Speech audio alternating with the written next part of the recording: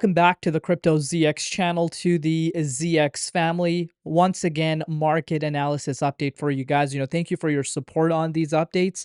Again, continue supporting, and I will bring out these updates for you guys daily. So, looking across the board as of November 6th, you can see across the board, as far as the 24-hour time frame is concerned, just a few handful coins up, but majority of the market making its way back towards the downside. Looking at the last 1 hour, you're seeing a little bit of a bounce here and there, but again, more focus should be on the 24-hour time frame, specifically Bitcoin.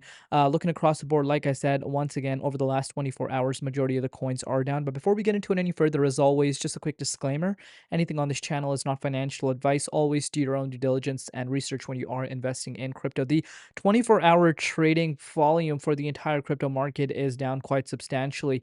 But again, Bitcoin is something we want to be focusing on, and Bitcoin is something I've talked to you guys about so much. And, what we've been talking about so far has been playing out. But let's take a closer look and see, what is happening. You can see what Adam says. Adam back says, dips exist to transfer Bitcoin from weak hands to strong hands. HODL. And I totally agree with that, because let's go back in time. When Bitcoin did see these sharp pullbacks, whether you call it, a boring price momentum, whether you call it a bear market or a market flush, whatever the case may be, you did see, people that did end up buying and, accumulating long term. And the ones that sold at that price point are probably looking at Bitcoin right now sitting above six figures. And, we're seeing the entire market panicking while the price of Bitcoin still, sitting at a six-figure price point. But imagine what the people that, sold Bitcoin at those prices are thinking right now. So again, pretty much what I'm trying to say is long-term perspective is what you don't want to be neglecting, especially if you are in it for the long haul. Obviously, if you're in it for the short term, then, have your exit strategies in place. No one's really going to tell you where the top is going to be.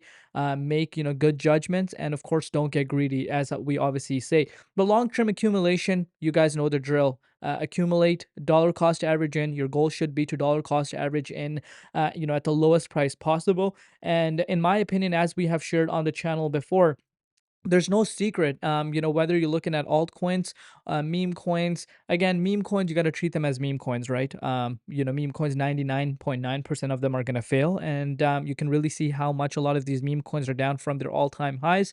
But everything seems to be down right now. And again, from an opportunity standpoint, a lot of opportunity out there for strong utility projects that are actually building, that have a real world use case. I think that is obviously reality right in front of us here. But let's continue to see what's happening. Shout out to CryptoZara, says Wall Street didn't lead, it followed. $11 trillion Charles Schwab didn't wake up one day and get Bitcoin. Their clients dragged them there. The CEO just reaffirmed Bitcoin trading is slatted for the first half of 2026, and the breadcrumbs are obvious.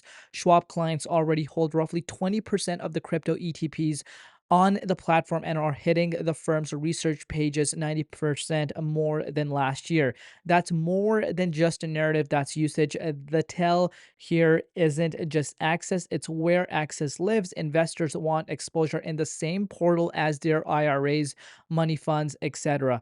So when the 11 trillion giant says we'll offer Bitcoin, what they are really saying is the demand signal is loud enough, sustained enough, and institutionally clean enough to hardwire into legacy pipes.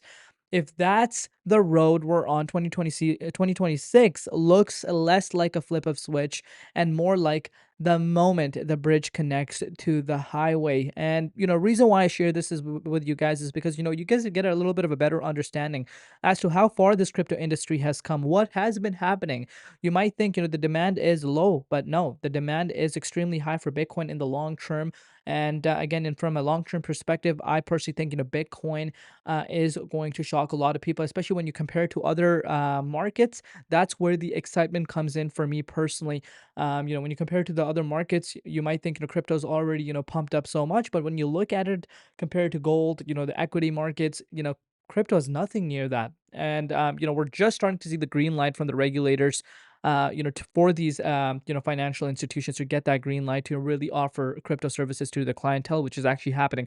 As far as the dominance is concerned, you can see for yourself, we were sitting at 60.81%. Since then, the dominance has pulled down, but you can see you kind of have a little bit of support built up around this time for the dominance. We got supported here on November 4th, November 6th yesterday, and of course once again it is being a support. So, you can see for yourself, it's kind of a support that we have built up for ourselves. Could we finally see the dominance drop in below and start retesting 60.2%? I don't see that happening unless Bitcoin pushes up to some of the key levels. Speaking about Bitcoin, look what has happened with Bitcoin. Just look at it for yourself, guys.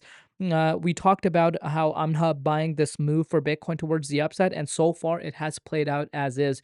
Obviously, we know at this point, Bitcoin price did go down to 98,900. We saw this $104,000 retest, which clearly is playing as a fake out at this point, because you could see for yourself the price of Bitcoin is back down. We came down to $100,300, just barely retesting that key support line, and we could have actually lost the support and retested below the 38.2 Fibonacci retracement level. So goes back to my overall thesis.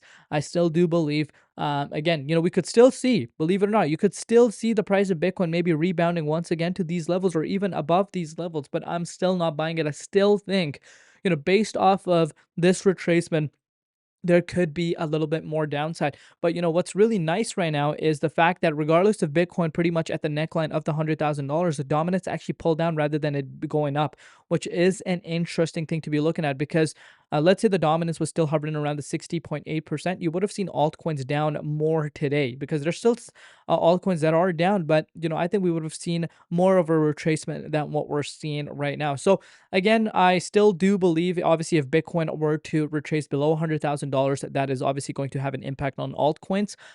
So still have, an eye out on Bitcoin. Definitely something, where we are not at for Bitcoin. Bitcoin needs to be in the 23.6. Again, I might sound like a broken record, and still we're not there. And we're actually getting closer to the 100,000 and breaking below it once again. Obviously, we did see, the bulls come in and show their momentum and try to keep the price above this key range. But again, nothing to be getting overly excited about just yet. Let me know in the comments what you guys think. What is your overall strategy?